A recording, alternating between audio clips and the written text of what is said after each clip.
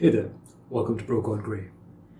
So, I got this Jio Dive VR headset about 2 days ago, and I've been playing with it on and off ever since. So, I want to give my fairly detailed review about what I feel about it. I'm going to break up this review into three parts. I'll talk a little bit about the experience watching IPL. The second is about my experience watching content, and the third is gaming. So let's start.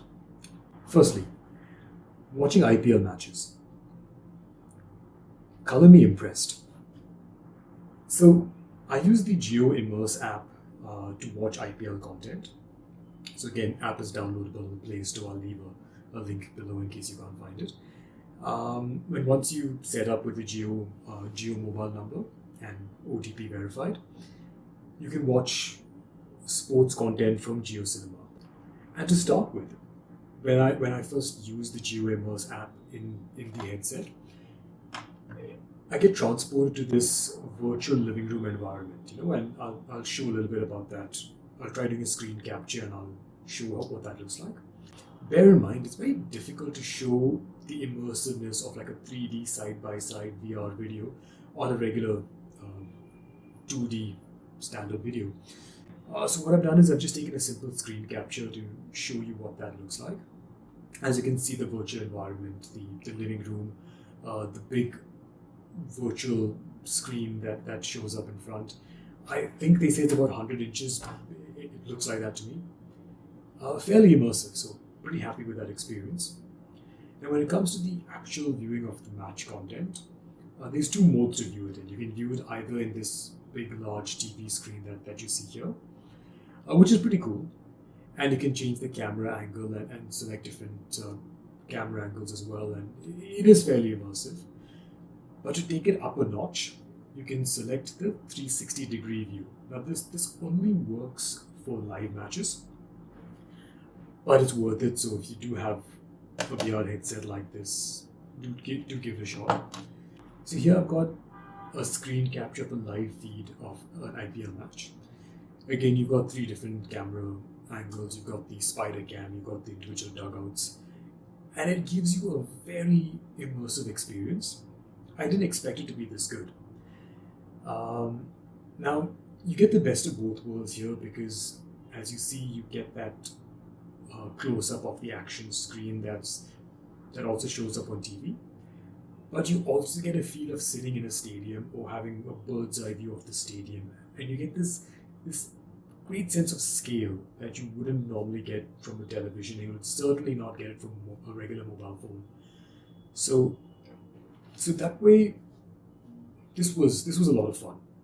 And in terms of implementation too, this worked well on not just on the Wi-Fi network but also on a cellular network, and neither of which were Geo. So that's another interesting piece. They work fine on a non-Geo 5G network or a non-Geo Wi-Fi network. Now, in terms of content on the Jio Immerse app, there was not just IPL, but there was a lot of other sports. I'll try showing a bit of a clip here and there, which is good. So a vast catalog of sports content, all powered by Jio Cinema. But I wasn't able to find any OTT content, any of their shows available here. I think it's only catered to sports. To me, this is a bit of a misstep. I think it would be great to also watch their OTT content on this virtual screen, not virtual screen, on this VR screen. And especially with some of the more newer content coming in Jio Cinema, it could be interesting to watch it in a big screen environment. So here's hoping that they activate that soon. The second category I want to talk about is general videos. So for this, I went to YouTube and I searched for 360. I'll leave a link for that below, but what this shows up in the YouTube search bar is a catalog of classified 3D 360 stereoscopic videos, and some of them are pretty immersive and were a lot of fun. Now, setting this up is a little clunky.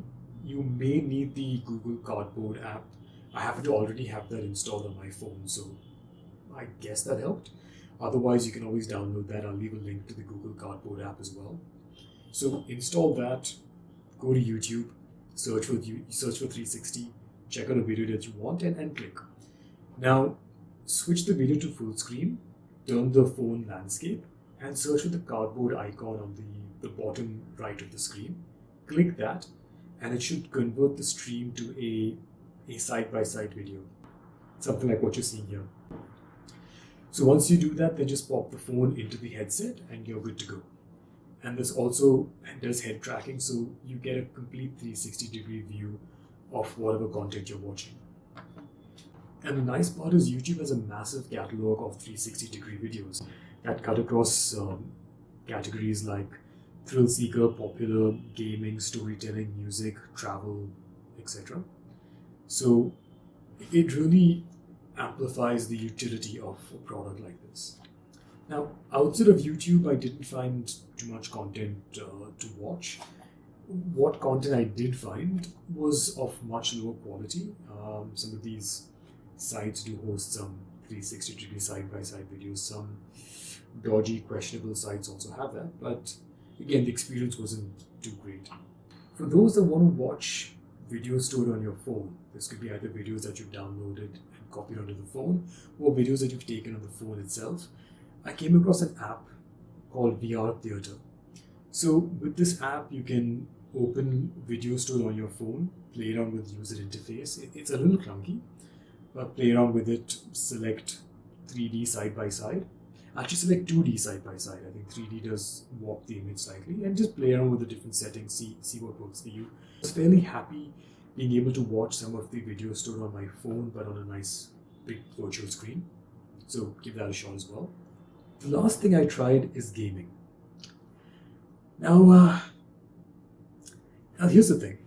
Back in 2015, I think, Samsung and Oculus partnered to come up with the Jio VR headset. I have that lying around home somewhere, but it's been years since I've touched it. So around that same time, or maybe a little earlier, Google came up with an inexpensive build-it-yourself VR headset called Google Cardboard. I had the privilege of owning both and playing around with both. Now, the Samsung Oculus headset was a little better because it was sturdier compared to the Google Cardboard one. I think it released for about $100 or so, which compared to the $16 of this, it's this is good value for money again compared to what came out then. Obviously, it was far simpler. The Oculus had a little bit more complexity with it and a little bit more controls, but by and large, the experience was fairly similar. The main thing about VR back in 2014, 2015, 2016 was the massive amounts of content. There were a lot of apps showing you videos, 3D side-by-side videos, as I spoke of. There were tons and tons of games that were coming out. So most of them had very mediocre quality, but some were genuinely pretty impressive and made me optimistic about what the future would hold. Again, this is me from 8 years ago, impressed with tech and thinking that's going to be the future of VR. Yeah, somewhere along the lines that didn't happen. But I was very enthusiastic to see, 8 years since then, how has tech progressed? How has games become better, more realistic, and more fun to play? I was very disappointed. Let me tell you a little bit about the games that I played back in 2015 on my VR headset. So, there were a bunch of roller coaster games, and there were a bunch of zombie shooter games, there were a bunch of car racing games, there were a bunch of horror games, and some of them were really good. What I was most impressed by actually are the horror games. A couple of them, you had what we call binaural audio, so it's got this completely immersive 360-degree audio, and you're wearing a headset, so you're completely sensory deprived from the outside world. So one of these games, I remember I wore this headset and I was in this creepy haunted mansion, and because I'm wearing headphones as well, I could hear some sound happening behind me, some movement happening behind me. And as I turned to see what that was, because it was a game that was event triggered, the act of me turning around to see what's behind me caused the creature that was there to jump out at me. Phenomenal jump scares. And I'm not someone that scares easily, but genuinely impressive stuff. Again, this was 8 years ago. So when I looked at what games were available today, it was tragic. Not only were there no new Android based VR games, even the old fun games that I was speaking to you about, those are not compatible with modern Android devices anymore. The games are not updated to run on the new versions of Android. You couldn't even find them on the Play Store, let alone install them on the phone.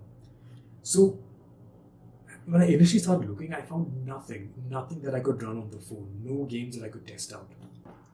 So what I did is, forget the Play Store, I started looking at websites that host APK files of older games. Some of them are a little shady websites, but I just risked it, downloaded a few, and I was able to install some of them. And I did get to play at least a couple of them. Two of them I'm going to showcase right here. So the first is this fruit racing game, and I don't know if I can leave a link to it. If you're resourceful, I'm sure you can find it. So it's again a fruit racing game which had fairly reasonable graphics. It was pretty immersive, very colorful tracks, and you steer your vehicle by moving your head from side to side, and the controls are fairly easy, and it was fun. It was fun to play for a couple of rounds. The second game I kind of found more fun. The second game was called Dead Target. So this is a fun zombie shooter, and it's got multiple levels, getting progressively tougher. Here again, you just shoot the zombies by looking at them, and the gun auto fires. And this particular game actually managed to startle me a few times. Sometimes I'll be looking here and shooting zombies, and I won't notice a zombie creep up on me from behind, only to suddenly turn and get attacked. So this does have few jump scares, but it was good fun trying it. So all in all, I think gaming was a little disappointing. I was expecting more, but this is not the fault of the headset. I would say the industry as a whole has kind of stopped supporting mobile Android-based VR games. So to sum up, watching IPL on the Jio Dive VR headset, pretty good. It's immersive, it's a great experience, you feel the energy of the sport. Now watching content, finding it is a challenge, but if you do, like YouTube is a good source, it's pretty good.